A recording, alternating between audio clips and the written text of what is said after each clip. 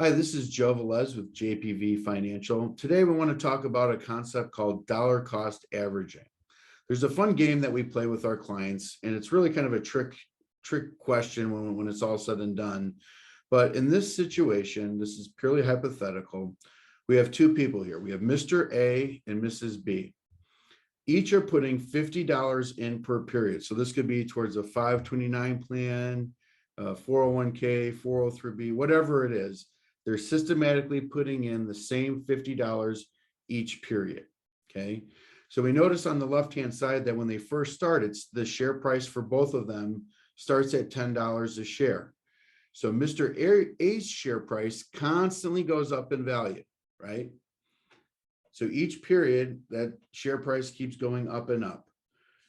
The difference is that with Mrs. B, her share price starts at 10, goes down, comes up, goes down, comes up, goes down, comes up, and never really gets above the $10 a share price, $10 per share that she started with.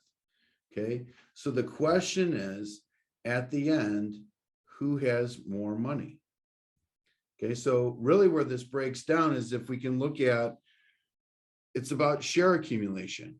So we can see here that, and again, in the first period, they both put $50 in, both accumulated 5 shares in that first period. But we notice that when Mr. A's share price constantly goes up in value, what's happening to the number of shares he's accumulating? He's buying fewer and fewer shares with that same $50. Whereas where we look with Mrs. B, her share price goes down, but putting that same $50 in, for example, when the share price goes to $5 a share, she's accumulated 10 shares in that period, right? So again, the question is, who has more money? If we scroll down, we'll see that Mr. A over that period of time had accumulated 80.23 shares, and Mrs. B accumulated 199.27 shares, because she was able to buy and accumulate more shares when the price went down. So if we scroll down, we can see and just multiply the last share price versus the number of shares they both bought.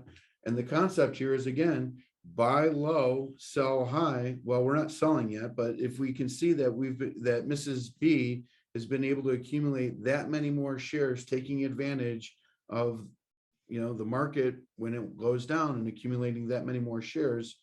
Really, the lesson is stay committed to your investment strategies, especially right now when the markets are in turmoil, inflation's on the rise. Are we going to have a recession? All of that stuff. I mean, it matters. I get it.